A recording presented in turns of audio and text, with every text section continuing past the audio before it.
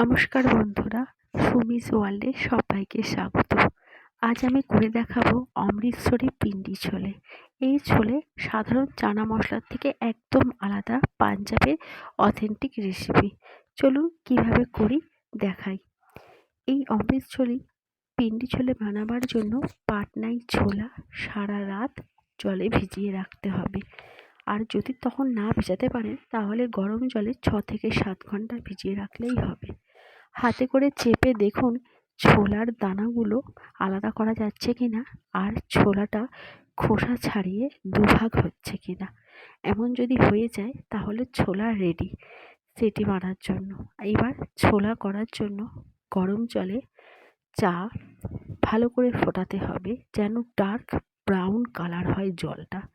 এবার কুকারের মধ্যে ছাঁকনি দিয়ে জলটা ছাঁকতে হবে, চায়ের দানা ছাড়া যেন শুধু জলটা পড়ে থাকে কুকারে। ওই জলের মধ্যেই চানা দিতে হবে আর তাতে দিতে হবে ছোলা তাড়াতাড়ি সিদ্ধ হওয়ার জন্য 1 চামচ নুন। এবার সিটি মারুন প্রয়োজন অনুসারে। আমি 7টা সিটি মেরেছিলাম পুরনো ছোলা বলে, নতুন ছোলা হলে আরও কম।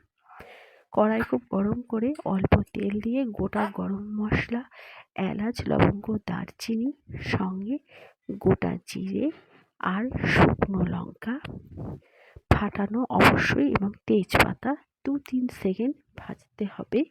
ভাজলে একটা সুন্দর গন্ধ বেরোবে।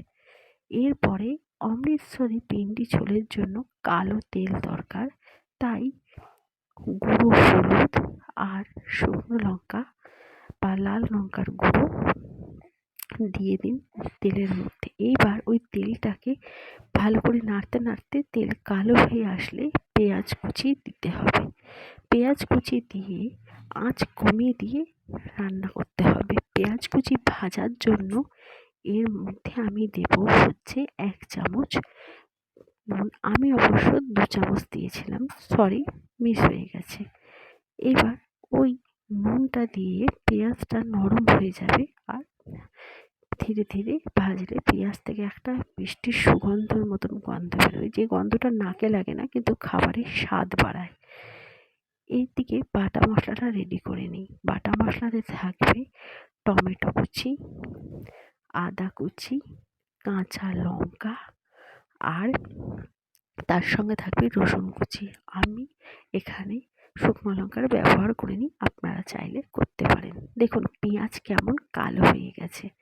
এর মধ্যে বাটা মশলা দিয়ে ভালো করে কষতে হবে যেন মশলার কাঁচা গন্ধ না থাকে। তেল পেঁয়াজের যে গন্ধটা সেটা যেন মশলার সাথে মিশে যায়।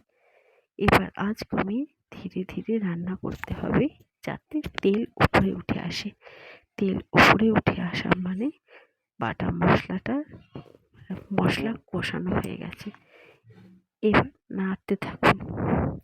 দেখুন তেলগুলো আস্তে আস্তে উপরে উঠে আসছে। এবার দিতে হবে গুঁড়ো মশলা 1 চামচ, ধনে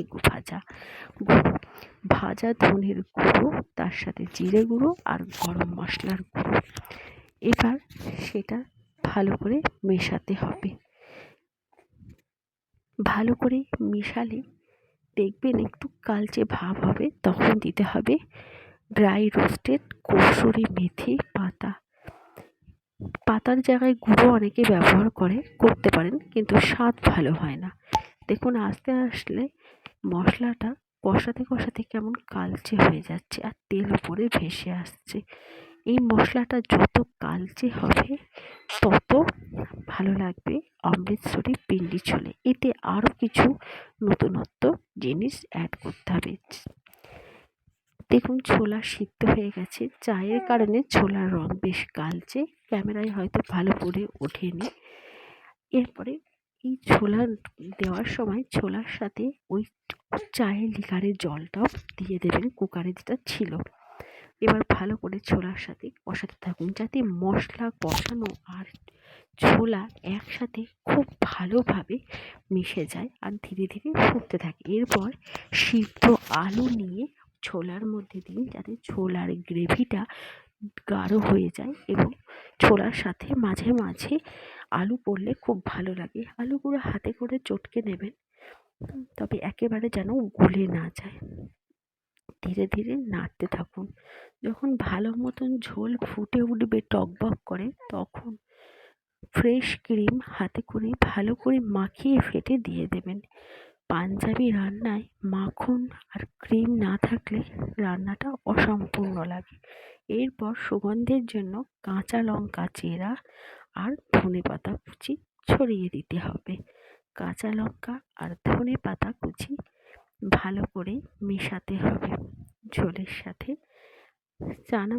চানার সাথে যখন এই গ্রেভিটা ভরে ঢুকে যাবে ভেতরে, তখন দিতে হবে এক টুকরো বাটার। বাটারটা যতক্ষণ না গলে ততক্ষণ অবধি নাড়াতে থাকুন। বাটারটা গলে আসলে পুরো অমৃতসরি পিন্ডি ছোলেতে একটা ক্রিমিনেস আসবে, যেন উপর থেকে ভাসা তেল মনে হবে। যে কোনো নিরামিষ দিনে গেস্ট আসলে এই রান্নাটা করা যেতেই পারে। করে আমাকে একবার জানাবেন কেমন লাগলো। আর পরোটা, নান, কুলচা, লাচ্ছা পরোটা সব কিছুর সঙ্গে এই রান্নাটা অমৃতসরি পিন্ডি ছোলে দারুণ মানায়। আর আরও যদি অন্যরকম কোনো রান্না দেখতে চান, তাহলে আমার প্লেলিস্টটা একবার চেক করতে পারেন। ভালো থাকবেন সকলে।